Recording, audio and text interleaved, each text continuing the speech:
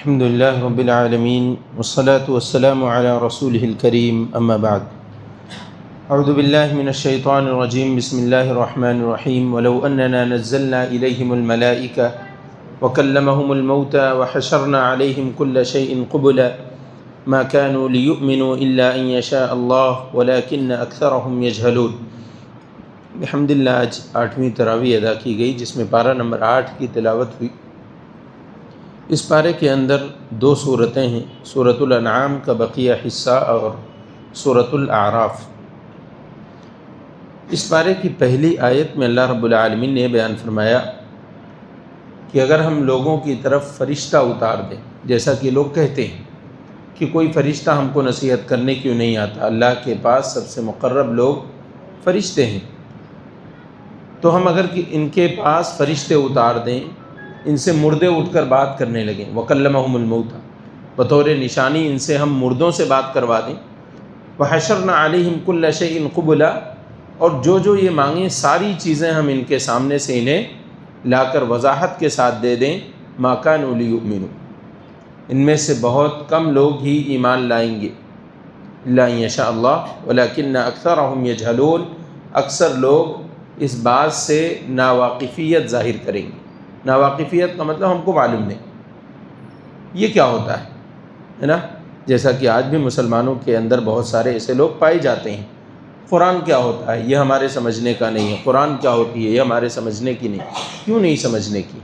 بہرحال اس کے بعد اللہ رب العالمین نے کہا وَكَذَلِكَ جَعَلْنَا لِكُلِّ نَبِيٍّ عَدُوًّا شَيَاطِينَ الْإِنسِ وَالْجِنِّ يُوحِي بَعْضُهُمْ إِلَى بَعْضٍ زُخْرُفَ الْقَوْلِ غُرُورًا وَلَوْ شَاءَ رَبُّكَ مَا فَعَلُوهُ فَذَرْهُمْ وَمَا يَفْتَرُونَ، کہ اللہ تعالیٰ رسولوں کے لیے بھی اور اسی طرح سے نیک اور صالح مومنین کے پیچھے بھی کچھ شیاطین لگاتا ہے، جو جناتوں میں سے بھی ہوتے ہیں اور انسانوں میں سے بھی ہوتے ہیں، جو چکنی چپڑی باتیں کر کے انہیں ورغلانے کی کوشش کرتے ہیں، بہلانے کی کوشش کرتے ہیں، اور یہ اللہ تبارک و تعالیٰ ان کے ایمان کو جانچنے کے لیے کرتا ہے۔ وَلَوْ شَاءَ اللَّهُ مَا فَعَلُوهُ، اگر اللہ چاہ لے تو کسی کے بس کا نہیں ہے کہ کسی مومن بندے کو، کسی نیک صالح بندے کو، کسی رسول کو، ہے نا، جناتوں اور انسانوں کے، اب جناتوں کے جو شیاطین ہیں ان سے تو اللہ تعالیٰ نے نبیوں کو محفوظ رکھا ہے، لیکن انسانوں کے جو شیطان ہیں وہ نبیوں کے پیچھے بھی لگے رہتے تھے،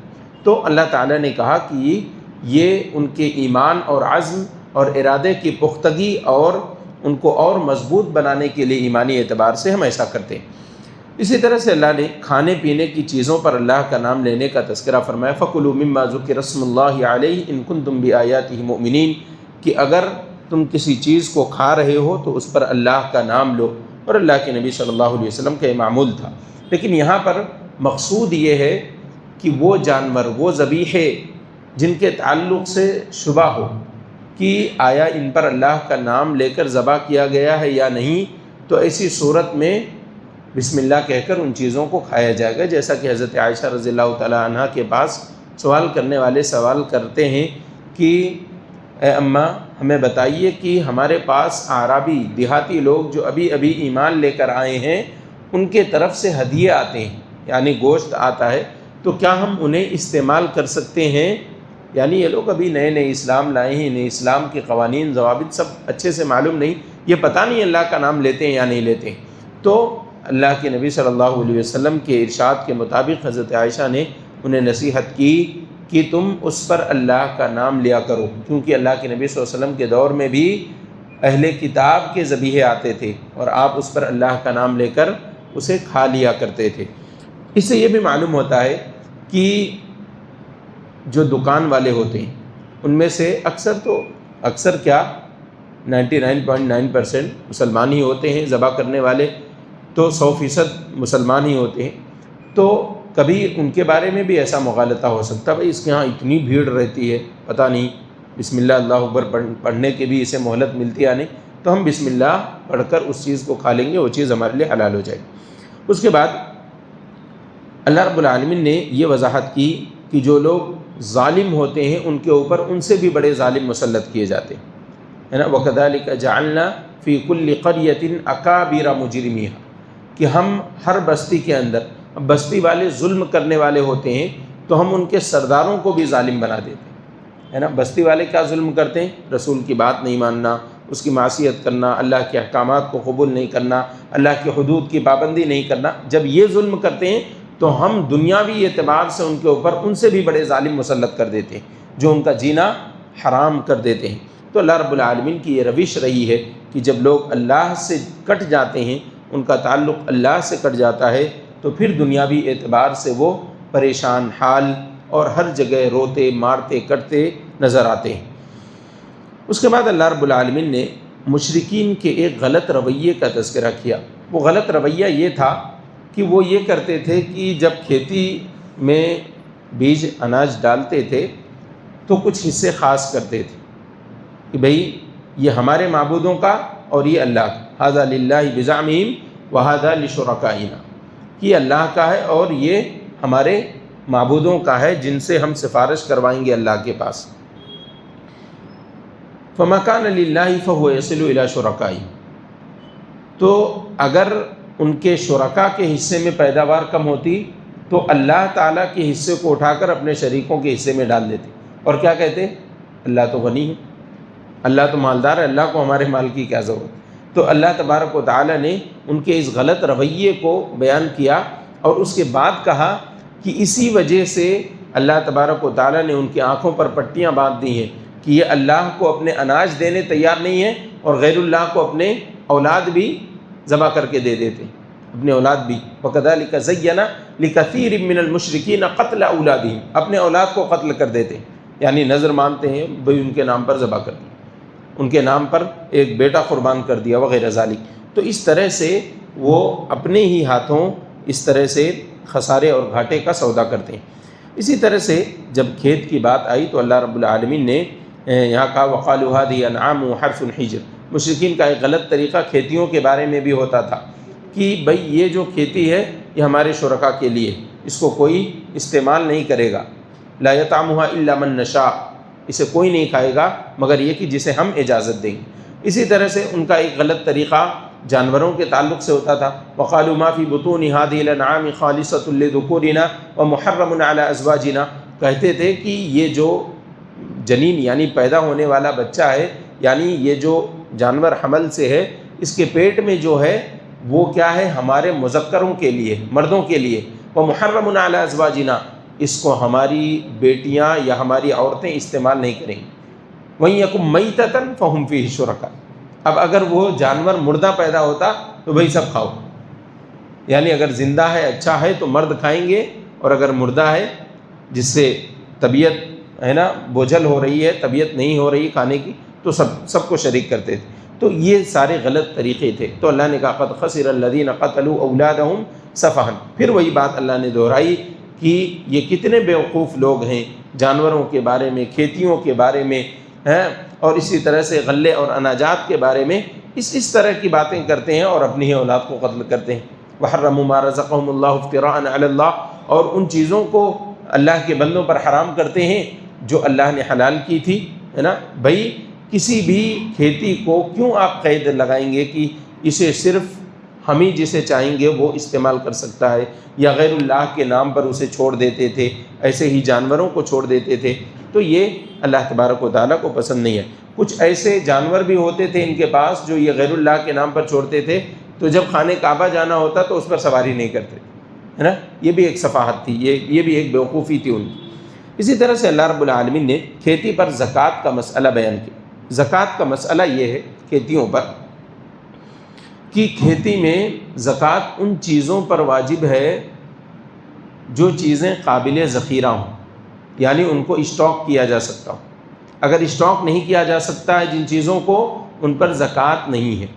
اللہ کے نبی صلی اللہ علیہ وسلم نے 4 چیزوں کے نام بتائے، الحنطہ والشعیر والزبیب، کہ وہ گیہوں ہے نا، گیہوں، گندم جسے ہم کہتے ہیں، ہمارے یہاں گیہوں کہا جاتا ہے، وہ گندم، اور اسی طرح سے جو، اور اسی طرح سے منقع، اور اسی طرح سے کشمش جو اسٹاک کیا جاتا تھا اس کی ایک مقدار ہے کہ وہ مقدار میں پہنچ جائے، یعنی تقریباً 612 سے لے کر 750 کلو تک اس کا وزن بیان کیا جاتا ہے۔ لیکن اس کے اندر عام زکوٰۃ سے ایک فرق یہ ہے کہ اس کے لیے حولان حول کا انتظار نہیں کیا جائے گا، ہے نا۔ مال کیسا ہے کہ جب ایک سال گزر جائے تب زکوٰۃ فرض ہوتی ہے، لیکن اس کی زکوٰۃ وَآتُوا حَقَّهُ يَوْمَ حَصَادِهِ، اسے کاٹنے والے دن ہی اس کی زکوٰۃ نکالنی پڑے گی۔ اگر 612 سے لے کر 750 کلو تک وزن ہوتا ہے تو اس میں سے زکوٰۃ ادا کی جائے گی۔ جو چیزیں قابل ذخیرہ نہیں ہیں، پھل وغیرہ جو چیزیں قابل ذخیرہ نہیں ہیں ان کے اوپر زکوٰۃ نہیں ہے۔ اور اسی طرح سے وہ سبزیاں، ہری سبزیاں، ان تمام چیزوں پر بھی زکوٰۃ نہیں، چونکہ یہ بھی کھیتی میں ہوتی ہیں، اس لیے اس کا بھی مسئلہ ذکر کیا گیا۔ اللہ رب العالمین نے اسی آیت میں 10 بڑی بڑی چیزوں کا تذکرہ کیا اور اس کے تعلق سے اپنی وصیتیں بیان کی۔ قُلْ تَعَالَوْا أَتْلُ مَا حَرَّمَ رَبُّكُمْ عَلَيْكُمْ، اے نبی آپ کہہ دیجئے کہ آؤ میرے پاس، میں تمہیں بتاؤں کہ تمہارے رب نے تمہارے اوپر کیا کیا چیزیں حرام کی ہیں۔ پہلی، اللہ تشرکوا بہ شیئا، اس کے ساتھ شرک نہ کرو۔ وبالوالدین احسانا، والدین کے ساتھ حسن سلوک کرو۔ مفہوم مخالف یہ کہ حرام چیز یہ ہے کہ تم اپنے والدین کی نافرمانی کرو۔ ولا تقتلوا اولادکم من املاق، اور اپنے اولاد کو تنگ دستی کے خوف سے قتل نہ کرو۔ آگے اللہ نے وجہ بہت زبردست بتائی، نحن نرزقکم وایاہم، ہم تمہیں روزی دے رہے ہیں، تم کیا لے کر آئے تھے دنیا میں، تمہارے پاس کیا تھا، تمہیں روزی دے رہے ہیں، پھر جو آ رہا ہے اس کو بھی روزی ہم ہی دیں گے، اس کے لیے بھی اسباب ہم ہی بنائیں گے۔ تمہارے لیے جب اللہ اسباب بنا رہا ہے تو اس کے لیے کیوں نہیں بنائے گا؟ اور اللہ تعالیٰ اس کی وجہ سے تمہیں کیا کیا عطا کرے گا اس کا تو تمہیں خود بھی اندازہ نہیں۔ تو بہرحال ولا تقتلوا اولادکم من املاق نحن نرزقکم وایاہم ولا تقربوا الفواحش ما ظهر منها وما بطن، اور چاہے چھپی ہو چاہے اعلانیہ ہو، کسی بھی طرح کی بیہودگی والی بات اور بیہودہ کام کی طرف قریب بھی مت جاؤ، ہے نا۔ ولا تقتلوا النفس التي حرم الله الا بالحق، اور کسی نفس کو قتل نہ کرو جسے اللہ نے معزز کیا ہے سوائے حق کے۔ حق کیا ہے بھئی؟ اگر کسی نے جان مار دی تو قصاصاً مار دیا گیا تو ایسی کوئی بات نہیں، وہاں مناہیت نہیں ہے کیونکہ یہ تو قصاص ہے۔ پھر اس کے بعد کہا ذالکم وصاکم بہ لعلکم تعقلون، اگر تم عقل مند ہو تو سوچو غور سے، یہ تمام چیزوں کے حرام ہونے میں تمہارے بھی فائدے ہیں۔ ولا تقربوا مال الیتیم، یہ چھٹا، ولا تقربوا مال الیتیم، مال یتیم کے قریب نہ جاؤ کا مطلب یہ ہے کہ یتیم کے مال کو بددیانتی کی نیت سے ہاتھ نہ لگاؤ کہ ہم اس میں سے کچھ اپنا لیں گے، کچھ ہتھیا لیں گے، یا ہماری تجارت بڑھا لیں گے، یا ہم اپنا کاروبار بہتر کر لیں گے وغیرہ ذالک۔ الا باللتی ہی احسن، مگر اللہ نے کہا کہ احسن طریقے سے ان کا مال استعمال کر کے تمہاری نیت یہ ہے کہ یتیم کا مال بڑھ جائے اور اس کے اندر اضافے اور بڑھوتری ہوتے رہیں، تو اس اعتبار سے اسے لے سکتے ہو۔ وَأَوْفُوا الْكَيْلَ وَالْمِيزَانَ بِالْقِسْطِ، ناپ تول میں کمی نہ کرو۔ ناپ تول میں کمی کرنے کی وجہ سے ایک پوری قوم تباہ ہوئی، حضرت شعیب علیہ السلام۔ تو ناپ تول میں کمی نہ کرو، ہے نا، بالکل سیدھے ترازو سے سامان وزن کر کے دیا کرو۔ لا نکلف نفسا الا وسعها واذا قلتم فاعدلوا، جب بات کرو تو عدل و انصاف کے ساتھ بات کرو، یک طرفہ باتیں نہ کیا کرو، یا دو لوگوں کے سامنے دو طرح کی باتیں نہ کیا کرو۔ اللہ تعالیٰ نے کہا جو آدمی دنیا میں دو منہا ہوتا ہے قیامت کے دن اللہ اسے دو منہا بنا کر اٹھائے گا، یعنی سارے لوگ پہچانیں گے کہ یہ آدمی دنیا میں اس طرح کے کام کرتا تھا۔ وَبِعَهْدِ اللَّهِ أَوْفُوا، اللہ کے عہد اور پیمان کو پورا کرو۔ ذَلِكُمْ وَصَّاكُمْ بِهِ لَعَلَّكُمْ تَذَكَّرُونَ وَأَنَّ هَذَا صِرَاطِي مُسْتَقِيمًا فَاتَّبِعُوهُ، اور صراط مستقیم کی اتباع کرو۔ یہ آخری نصیحت، وَلَا تَتَّبِعُوا السُّبُلَ فَتَفَرَّقَ بِكُمْ عَنْ سَبِيلِهِ، اور بہت سارے راستوں کے پیچھے نہ بھاگو کہ تمہارے راستے جدا ہو جائیں گے۔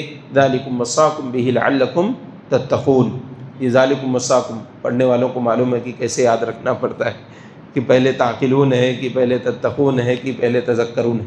بہرحال یہ جزئی بات تھی۔ تو ذالکم وصاکم بہ لعلکم تتقون، اللہ تمہیں وصیت کر رہا ہے تاکہ تم متقی بن جاؤ۔ تو یہ وصیت کا جو لفظ ہے نا، یہ اللہ رب العالمین وصیت کا بھی استعمال ہوتا ہے، معلوم ہے آپ کو، مرنے والے کی آخری خواہش کو وصیت کہا جاتا ہے، یعنی مرنے والا مرتے وقت جو کچھ تحریر کر کے دیتا ہے یا بول کر جاتا ہے اسے وصیت کہا جاتا ہے۔ اللہ کے تعلق سے وصیت کا لفظ اس لیے استعمال کیا گیا ہے کہ جیسے تمہارا یہ ذہن ہے کہ ہم اپنے فوت شدہ کے، یعنی چاہے وہ والد ہو، چاہے بھائی ہو، چاہے بیوی ہو، چاہے کوئی ایسی اقارب ہو، تو ہم کیا کہتے ہیں؟ ارے بھائی اس کی آخری خواہش تھی، پورا کرو۔ یہ اللہ رب العالمین کا حتمی فیصلہ ہے ہمارے سدھار کے لیے، ہماری اصلاح کے لیے اس پر ہم کو عمل کرنا چاہیے، اس لیے اللہ نے وصیت کا لفظ استعمال کیا۔ اور جہاں بھی وصیت کے لفظ استعمال ہوں سمجھ جائیں کہ اللہ تبارک و تعالیٰ کو یہ چیزیں بہت زیادہ عزیز ہیں۔ اس کے بعد اللہ رب العالمین کی رحمت کی ایک دلیل و مشہور آیت من جاء بالحسنۃ فلہ عشر امثالھا، جو آدمی نیکی لے کر آئے گا اس کو 10 گنا، اور حدیث کے اندر آتا ہے کہ 10 گنا سے بھی زیادہ بھی اللہ ثواب دیتا ہے۔ ومن جاء بالسیئۃ فلا یجزی الا مثلھا، اللہ کی رحمت یہ ہے کہ جب کوئی آدمی برائی کرے گا تو اس کو صرف اس کے برائی کے بقدر عذاب دیا جائے گا، لیکن نیکی کرے گا تو 10 گنا زیادہ اللہ رب العالمین اس کو بدلہ دے گا۔ اسی کے ساتھ وہ آیت کریمہ جو مشہور ہے قل ان صلاتی ونسکی ومحیای ومماتی للہ رب العالمین، اس میں زندگی کا مقصد بیان کیا گیا کہ ایک مسلمان زندگی ایک مقصد کے تحت گزارے، اور مقصد کیا ہے؟ اللہ رب العالمین کے لیے اس کے تمام اعمال ہونے چاہیے، اس کے رضا کے لیے، اس کے ہر عمل کے اندر اخلاص ہونا چاہیے۔ قل ان صلاتی، کہہ دیجئے کہ میری نماز، ونسکی میری قربانی، ومحیای ومماتی اور میرے جینے سے لے کر میرے مرنے تک سب کچھ کیا ہے؟ للہ رب العالمین، اللہ رب العالمین کے لیے ہے۔ اس کے بعد سورۃ الاعراف، اس سورت کے اندر اصحاب اعراف کا تذکرہ ہے، اس مناسبت سے اس سورت کو سورۃ الاعراف کہا جاتا ہے۔ اعراف یہ جنت اور جہنم کے درمیان ایک دیوار ہے، جیسا کہ آپ جانتے ہیں۔ اللہ رب العالمین نے اس سورہ کریمہ کے اندر اتباع اور پیروی کس چیز کی کرنی چاہیے اس کی وضاحت کی۔ اتبعوا ما انزل الیکم من ربکم، کہ اے لوگو تمہارے رب کی طرف سے جو نازل کیا جا رہا ہے اس کی اتباع کرو۔ ولا تتبعوا من دونہ اولیاء، اس کو چھوڑ کر اپنے طرف سے ولی نہ بنا لو، ہے نا، یہ اسی نام پر گمراہی ہے معاشرے میں، اولیاء اللہ۔ ارے بھائی اولیاء اللہ کا احترام نہیں کرتے، اللہ اور اس کے رسول کی بات اللہ اللہ، رسول رسول، یا اولیاء اللہ کہاں جائیں گے؟ تو اسی نام پر واویلا مچا کر آج ایک بڑے طبقے مسلمانوں کے گمراہ کیے جا رہے ہیں۔ اللہ ہم سب کو اپنے پناہ میں رکھے۔ اللہ نے کہا ولا تتبعوا من دونہ اولیاء، اللہ کو چھوڑ کر دوسروں کو ولی بنا کر اس کی اتباع کرنے کے پیچھے اللہ کو ناراض نہ کرو۔ قلیلا ما تذکرون، تم میں سے بہت کم لوگ اس بات سے نصیحت حاصل کرتے ہیں۔ اور واقعتاً یہ چیز ہم مشاہدہ کر رہے ہیں کہ اس بات کو سمجھنے کے لیے بہت کم لوگ ریڈی ہیں کہ اللہ نے اس آیت میں کیا درس دیا، کیا پیغام دیا، کہ اللہ کی اتباع کے معاملے میں اس قدر سخت رہو کہ کسی کے نام پر اولیاء بھی لگا ہو، ولی اللہ بھی لگا ہو، تو بھی وہ تمہیں گمراہ نہ کر سکے، اللہ سے غافل نہ کر سکے، اس کے راستے سے تمہیں جو ہدایت کا راستہ ہے ضلالت کے راستے پر نہ لے جائے۔ اسی طرح سے اللہ نے قیامت کے دن کا ایک تذکرہ کیا کہ میزان قائم کیا جائے گا، والوزن یومئذ الحق، اس دن اللہ تبارک و تعالی حق کے ساتھ وزن کرے گا، ہر چیز کو وزن کرے گا۔ وزن کے تعلق سے میں مفسرین کی 3 رائے ہیں، اور حافظ ابن کثیر رحمۃ اللہ علیہ کہتے ہیں کہ تینوں رائے ممکن ہیں۔ پہلے یہ کہ لوگوں کے اعمال وزن کیے جائیں گے، دوسرا لوگوں کے اعمال کے صحیفے وزن کیے جائیں گے، اور تیسرا یہ کہ بذات خود لوگوں کو وزن کیا جائے گا، ہے نا، اللہ کے میزان پر ہر شخص کو چڑھا کر وزن کیا جائے گا، تو اس کے اعمال کے حساب سے وہ وزن ہوگا۔ ہم بولتے ہیں نا بات میں وزن ہے، بات میں وزن ہے، تو بات وزنی کب ہوتی ہے؟ جب اس کے اندر طیبیت ہو، ہے نا، پاکی ہو، اور پاکیزگی کے ساتھ بات کہی جائے تو اس میں وزن پیدا ہوتا ہے۔ اور علامہ اقبال کا وہ شعر ہے نا، دل سے جو بات نکلتی ہے اثر رکھتی ہے، پر نہیں طاقت پرواز مگر رکھتی ہے۔ تو ایسے کچھ اعمال ہمارے ہونے چاہیے جو قیامت والے دن ہمارے میزان حسنات کو کیا کریں؟ بھاری کریں۔ فمن ثقلت موازینہ فاولئک هم المفلحون ومن خفت موازینہ فاولئک الذین خسروا انفسهم بما كانوا بآیاتنا یظلمون۔ اس کے بعد آدم اور ابلیس کا واقعہ بیان ہوا۔ یہ قرآن کریم کے اندر متعدد مقامات پر ہے، اور اس کو بعین ہی یاد رکھنا بھی بہت مشکل امر ہے، کیونکہ آیات کیا ہیں؟ متشابہات ہیں۔ ہر جگہ ایک واقعہ بیان ہوتا ہے تو تھوڑے بہت ڈفرینس ہوتے ہیں، تھوڑے بہت الفاظ، کہیں فا کم ہے، کہیں فا کی جگہ واو ہے، تو یاد کرنے میں تھوڑی دشواری ہوتی ہے۔ اگر کبھی آپ یاد کریں تو پہلی ہی دفعہ جب یہ واقعہ آئے تو اس وقت یہ بات ذہن میں رکھ لیں کہ مجھے ہر جگہ ان چیزوں کو جھیلنا ہے نا۔ ہم نے حضرت آدم اور ابلیس کا تذکرہ پہلے پارے میں بھی پڑھا، کچھ آیات، کچھ الفاظ آپ نے آج بھی سنے ہوں گے اس میں سے۔ اس میں پہلی بات یہ کہ اللہ تعالیٰ نے ابلیس کو بھی سجدے کا حکم دیا تھا۔ آیت کیا ہے؟ ثم قلنا للملائکۃ اسجدوا لآدم، کس کا نام آیا؟ فرشتوں کا نام آیا، کہ ہم نے فرشتوں سے کہا کہ آدم کو سجدہ کرو۔ ابلیس کا نام کیا ہے؟ ابلیس کا نام نہیں ہے نا، تو پھر ابلیس کو ملعون کیوں کیا گیا، ابلیس کو بھگایا کیوں گیا؟ یہی دلیل ہے کہ چونکہ فرشتوں کے ساتھ یہ ابلیس بھی رہتا تھا، اس لیے اس حکم کے اندر تمام لوگ شامل تھے، ہے نا۔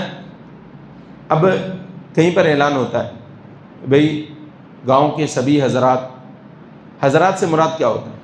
مرد، لیکن اس میں عورتیں بھی شامل ہیں، اس میں عورتیں بھی شامل ہیں، اس کا مطلب حضرات کہہ دیا گیا تو عورتیں اس سے جدا نہیں ہیں، سارے لوگ شامل ہیں، عورتیں بھی، بچے بھی، سب شامل ہیں۔ تو اس اعتبار سے اللہ کا جو حکم تھا وہ فرشتوں کا نام ان کے اکثریت کی وجہ سے لیا گیا، زیادہ فرشتے ہی تھے اس لیے فرشتے کہا گیا۔ اب کہا بھئی اسکول سے سارے اسٹوڈنٹ باہر نکل رہے تھے تو اس میں کچھ اساتذہ بھی ہوتے ہیں، لیکن اسٹوڈنٹ زیادہ ہوتے ہیں اس لیے اسٹوڈنٹ کا نام لیا جاتا ہے، اساتذہ کم ہوتے ہیں اس لیے اساتذہ کا نام دب جاتا ہے۔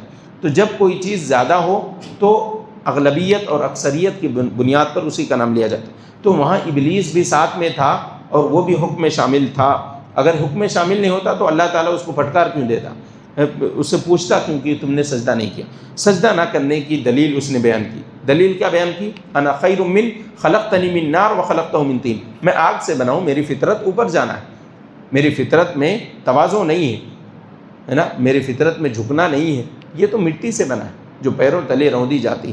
یہ دلیل بھی ناکارہ تھی، یہ دلیل بھی ناکارہ تھی، اس وجہ سے کہ آگ کی فطرت میں کیا ہے، یا تو جھلسائے گی یا تو جلائے گی، ہے نا، اس سے فائدہ حاصل کیا جا سکتا ہے؟ نہیں فائدہ حاصل۔ جبکہ مٹی کیا ہے؟ مفید چیز ہے، بہت اعتبار سے ہم اس سے فائدہ اٹھاتے ہیں، ہمارے صحت کے لیے مفید ہے اور اس سے چیزوں کو بنانا آسان ہے۔ آگ سے آپ کیا بنا سکتے ہیں؟ آگ سے کوئی چیز نہیں بنائی جا سکتی۔ تو بہرحال اللہ تبارک و تعالیٰ نے اسے آگ سے پیدا کیا، اس بات کا اسے زعم تھا۔ تو تین مخلوقات ایک ساتھ جمع تھیں، فرشتے، ابلیس اور انسان۔ فرشتے کس سے پیدا کیے گئے؟ نور سے، یہ تو سب سے اعلیٰ تھے۔ اگر اس وجہ سے، اس توجیہ سے دیکھا جائے تو نور سے زیادہ معزز چیز کون سی ہے؟ اس سے آدمی ہدایت حاصل کرتا ہے، روشنی جس سے حاصل ہوتی ہے، اس سے زیادہ معزز اور بابرکت چیز کیا ہو سکتی؟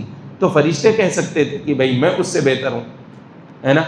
اتجعل فیہا من یفسد فیہا، انہوں نے ایک دلیل بھی دی تھی اور اللہ رب العالمین نے جب اسے رد کیا تو سارے لوگ مان بھی گئے۔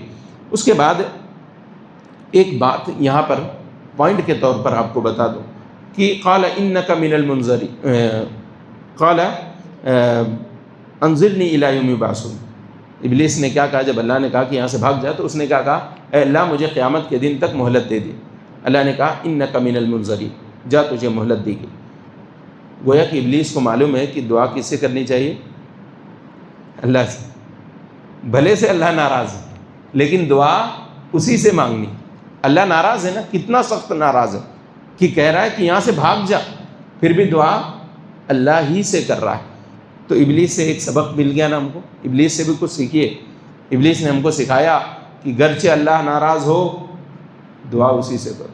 اب ہمارے جیسے جو انسانی صورت میں ابلیس ہیں وہ کیا کہتے؟ ارے ہولا ہے کیا، اللہ ناراض ہے ڈائریکٹ جا کو دعا مانگتا ہے کیا؟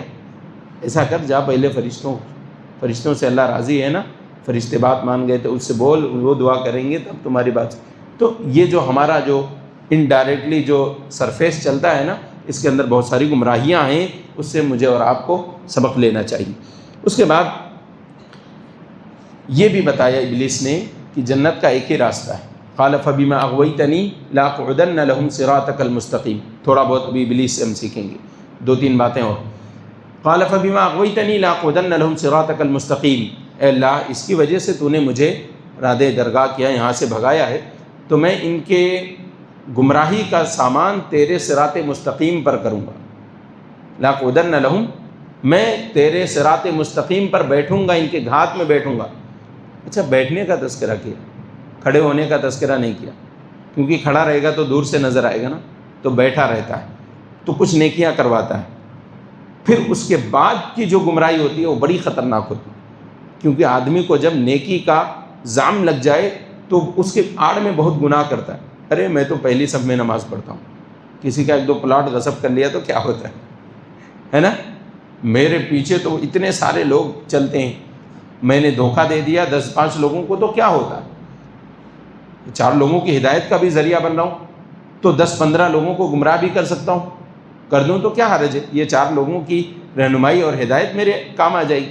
تو یہ زعم جو ہے یہ شیطانی زعم، تو اسی لیے اس نے کہا کہ میں بیٹھ کر گھات میں رہوں گا یہاں تک کہ یہ صراط مستقیم پر چلتے ہوئے آئیں گے تو ان کو لگے گا کہ بس اب مجھ سے زیادہ ہدایت یافتہ کوئی نہیں، اور وہیں میں ان کے ایمان پر ڈاکہ ڈالوں گا، اور وہاں بہت زیادہ کامیاب ہے۔ آج کے دور کے حساب سے دیکھا جائے تو بہت زیادہ کامیاب ہے۔ کوئی آدمی نیکی کرتا ہے تو وہ نیکی کے گمان میں مبتلا ہو جاتا ہے۔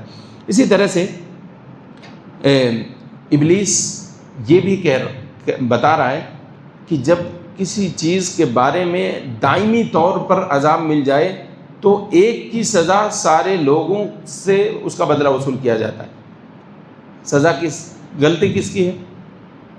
بھائی ہم سب کو گمراہ کر رہا ہے، ہماری کیا غلطی ہے؟ اس میں ہماری کچھ غلطی ہے؟ ہم نے شیطان کا کچھ بگاڑا ہے؟ نہیں۔ تو یہ جو جنس ہے پورے جنس سے اس کی دشمنی، اور دشمنی کس وجہ سے ہے؟ وہی وجہ کہ اللہ تعالیٰ نے حضرت آدم علیہ السلام کی وجہ سے، اس کا سجدہ نہ کرنے کی وجہ سے اسے اپنے دربار سے پھٹکار کر بھگا دیا۔ اسی طرح سے آزمائش کی ابتدا اور وسوسے کا آغاز وہ کس طرح کرتا ہے اس کا بھی تذکرہ ہو۔ فوسوس لهما الشیطان لیبدی لهما ما اوری عنہما من سواتہما وقال ما نہاکما ربکما عن هذه الشجرة الا ان تکونا ملکین او تکونا من الخالدین۔ شیطان نے کیا کیا؟ جب اللہ تعالیٰ نے حضرت آدم علیہ السلام کو اور حوا کو جنت میں ڈال دیا تو کہا کہ جاؤ جنت میں رہو، ساری نعمتیں تمہاری ہیں، بس یہ درخت کے قریب نہیں آنا۔ اب یہ انسان کی فطرت ہے کہ اسے کسی چیز سے منع کر دیا جائے تو ضرور اس میں کچھ نہ کچھ انگلی کرنے کی کوشش کرتا ہے۔ اگر ایک دیگ رکھا ہوا ہے اور اس کے بغل میں 10-15 رکھے ہوئے ہیں، اسے کہا گیا بھئی سب سے فائدہ اٹھاؤ، بس اسے اٹھا کر نہیں دیکھنا، تو پہلے کیا کرتا ہے؟ وہ 10-15 سے فائدہ نہیں اٹھائے۔ منع کیوں کیا گیا؟ ذرا دیکھوں تو اس میں ہے کیا۔ تو کچھ ایسی فطرت میں تھی بات، لیکن اللہ کی طرف سے ایک وہ تھی نمائندگی، اور وہ بات بار بار خیال میں رہتی تھی تو اس کے قریب نہیں جاتے۔ پھر شیطان نے، ابلیس نے کیا کیا؟ وسوسہ ڈالنا شروع کیا۔ وسوسہ ڈالا، کیا کہا کہ اللہ نے تم کو اس درخت سے اس لیے روکا ہے کہ اسے کھا لو گے تو فرشتے بن جاؤ گے، اسے کھا لو گے تو کبھی موت نہیں آئی، الا ان تکونا ملکین او تکونا من الخالدین وقاسمہما انی لکما لمن الناصحین۔ دیکھو دھوکہ دینے والے آپ کے سامنے کبھی کبھی قسم بھی کھاتے ہیں۔ کیا قسم کھایا اس نے؟ کہ میں تم دونوں کا بہت بڑا خیر خواہ ہوں، یہ تمہاری بھلائی کے لیے بتا رہا ہوں، مجھے کیا پڑی ہے، جاؤ تم کو استعمال کرنا ہے تو کرو، میرا کام تھا، میرا علم، میں تم سے پہلے سے ہوں یہاں پر، مجھے معلوم ہے تو میں نے بتا دیا، ہے نا۔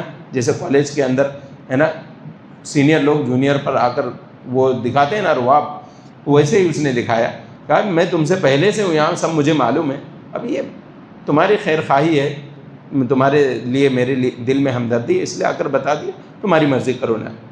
تو فضلناہما بغرور، اب جیسے ڈول لٹکتی ہے نا کنویں میں، ویسے حال میں لا کر دونوں کو لٹکا دیا، اب اوپر جائے نیچے جائے سمجھ میں نہیں آیا۔ تو بہرحال جیسے ڈھیل چھوڑا گیا وہ ڈول نیچے ہی جاتا ہے، ڈھیل چھوڑا، انہوں نے اپنے آپ پر قابو نہیں کیا اور اٹھا کر وہ درخت کا پھل کھا لیا، تو اللہ نے جنت کی نعمت یہاں تک کہ ان کے بدن پر جو کپڑا تھا اس سے بھی محروم کر دیا۔ تو شیطان کا مشن یہاں پر کیا ہو گیا؟ کمپلیٹ۔ پھر اللہ نے بیان کیا، قال ربنا ظلمنا انفسنا وان لم تغفر لنا وترحمنا لنکونن من الخاسرین، دونوں نے دعا کی۔ اب دیکھیے اللہ نے ابلیس کے واقعے کی ابتدا اور اختتام پر 2 چیزیں ہائی لائٹ کی۔ پہلا یہ کہ ابلیس سے غلطی ہوئی لیکن اس نے معافی نہیں مانگی۔ آدم علیہ السلام سے غلطی ہوئی، انہوں نے کیا کیا؟ فوراً اللہ سے معافی مانگ لی۔ اب معافی کا نتیجہ یہ ہونا چاہیے تھا کہ جنت میں رہنا، لیکن اللہ تعالیٰ نے پھر بھی دنیا میں اتار دیا۔ تو یہ اللہ کی مصلحت ہے، یہ اللہ کی مصلحت ہے کہ اللہ توبہ کیسے قبول کرتا ہے، حالانکہ اس توبہ کی اللہ تعریف کر رہا ہے، اللہ تعریف کر رہا ہے اس توبہ کی، اور یہ کلمات بھی اللہ ہی نے سکھائے تھے، فتلقى آدم من ربہ کلمات۔ تو بہرحال جب بھی غلطی ہو جائے تو غلطی پر ڈٹے رہنا یہ مسلمانوں کا شیوا نہیں ہونا چاہیے، بلکہ وہ توبہ کر لیں۔ اسی طرح سے حضرت آدم علیہ السلام کی 4 بڑی خصوصیات کا تذکرہ کیا۔ پہلا یہ کہ فرشتوں سے سجدہ کروایا، دوسرا یہ کہ تمام چیزوں کا علم اللہ تبارک و تعالیٰ نے دیا، تیسرا یہ کہ اپنے ہاتھوں سے پیدائش کی، اور چوتھا یہ کہ اپنی روح اس میں پھونکی، فنفخت فیہ من روحی فقعوا لہ ساجدین۔ اس کے بعد اللہ نے لباس اور اس کے احکام بیان کیے۔ یا بنی آدم قد انزلنا علیکم لباسا یواری سوآتکم وریشا۔ لباس کا سب سے بڑا مقصد کیا ہے؟ ضروری اعضاء کو چھپانا، وہ اعضاء جس کو دکھانا یا جسے ہم شرمگاہ کہتے ہیں، شرمگاہ جس کو دکھانا لوگ معیوب سمجھتے ہیں، تو لباس کے ذریعے سے اللہ تبارک و تعالیٰ نے اس ضرورت کو پورا کیا کہ وہ اپنے شرمگاہوں کو چھپا کر رکھ سکیں۔ اسی طرح سے لباس کا دوسرا مقصد یہ کہ خوبصورتی حاصل کی جائے، یواری سوآتکم وریشا۔ پھر اس کے بعد لباس کا تیسرا اور سب سے عظیم مقصد لباس کے اندر تقویٰ ہونا چاہیے، وَلِبَاسُ التَّقْوَىٰ ذَلِكَ خَيْرٌ، لباس تقویٰ سب سے بہتر ہے۔ یعنی آپ کچھ بھی پہنیں لیکن اس کے اندر تقویٰ آپ کا مار نہ کھاتا ہو۔ تقویٰ مار نہ کھانے کا مطلب یہ کہ کسی کپڑے کو پہنتے وقت آپ کا جو پہلا مقصد یعنی شرمگاہوں کی حفاظت ہے وہ فوت نہ ہو۔ دوسرا یہ کہ آپ کا تواضع اور تقویٰ مار نہ کھائے کا مطلب یہ ہے کہ آپ کے اندر تکبر نہ آئے، کپڑا پہن کر تکبر نہ آئے، ارے یہ کپڑا جو میں پہن رہا ہوں نا سب کے بس کا نہیں ہے پہن، ارے میں نے فلاں جگہ سے منگایا۔ بہت سارے لوگ اس طرح کی باتیں کرتے ہیں جو نہیں کرنی چاہیے، اور خاص طور سے ایسے لوگوں کے سامنے جن کے بساط سے باہر ہوں، ہے نا۔ اب کپڑے کے حوالے سے اور بھی باتیں کر سکتے ہیں ہم، ہے نا۔ بہت سارے لوگ فون اور تمام چیزوں کی زیبائش کے سامان جو لا کر دوسروں کو اس طرح بتاتے ہیں اور اس انداز میں بتاتے ہیں کہ گویا کہ بس سب کو یہی لینا چاہیے، حالانکہ جس سے بیان کر رہے ہیں اس کی وسعت اور طاقت سے بہت دور کی چیز ہے وہ، اور اس کے لیے بہت سارے مزاحات بھی ہوتے ہیں۔ بہرحال اس طرح کے مزاحات سے پرہیز کرنا چاہیے۔ اس کے بعد اللہ نے کھانے پینے کے آداب بیان کیے، یا بنی آدم خذوا زینتکم عند کل مسجد وکلوا واشربوا ولا تسرفوا۔ کھانے پینے کے اندر سب سے بڑا ادب یہ ہے کہ حلال چیز کھائی جائے لیکن اس کے اندر بھی لمٹ ہو، ایسا نہ ہو کہ بس کھانے کے نام پر، جیسا کہ آج کل مسلم نوجوان کر رہے ہیں، کھانے کے نام پر اتنے پیسے اڑاتے ہیں، اللہ اکبر، اتنے پیسے اڑاتے ہیں کہ اگر اس کا ہاف اور اس کا ہاف صدقہ کرنے کہہ دیا جائے ایک دن میں تو نہیں کر سکتے۔ لیکن کھانے کے نام پر بحمد اللہ جب ہوٹل کے ٹیبل پر بیٹھتے ہیں تو یہ بھی خیال نہیں ہوتا ہے کہ بل کتنا بنے گا، وہ ہماری جیب میں اتنا ہے یا نہیں ہے، یا ہمارے اوپر سوٹ کرتا ہے یا نہیں یہ چیز، بس اللہ نے دیا ہے کھاتے رہو۔ تو کھانے پینے میں بہت زیادہ خرچ کرنا یہ بھی مسلمان کا شیوا نہیں ہونا چاہیے۔ اس کے بعد اللہ رب العالمین نے اللہ کی آیات کو جھٹلانے اور تکبر کرنے والوں کے تعلق سے کہا کہ ان کا جنت میں داخل ہونا محال ہے، اور کتنا محال ہے اس کی وضاحت کی۔ ان الذین کذبوا بآیاتنا واستکبروا عنها لا تفتح لهم ابواب السماء ولا يدخلون الجنة حتى يلج الجمل في سم الخیاط، کہ جب تک اونٹ سوئی کے ناکے میں داخل نہ ہو جائے تب تک یہ جنت میں داخل نہیں ہو سکتا۔ تو اونٹ سوئی کے ناکے میں داخل ہو سکتا ہے؟ نہیں ہو سکتا۔ تو ایسے ہی اللہ کی آیتوں کو جھٹلانے والے اور تکبر کرنے والے جنت میں داخل نہیں ہو سکتے۔ اس کے بعد اللہ رب العالمین نے اصحاب اعراف کا تذکرہ کیا، وہ جو جنت جہنم کے درمیان دیوار ہے اور اس پر وہ لوگ ہوں گے، ان کی حسرت بہت کیا ہوگی، کنفیوژن والی ہوگی۔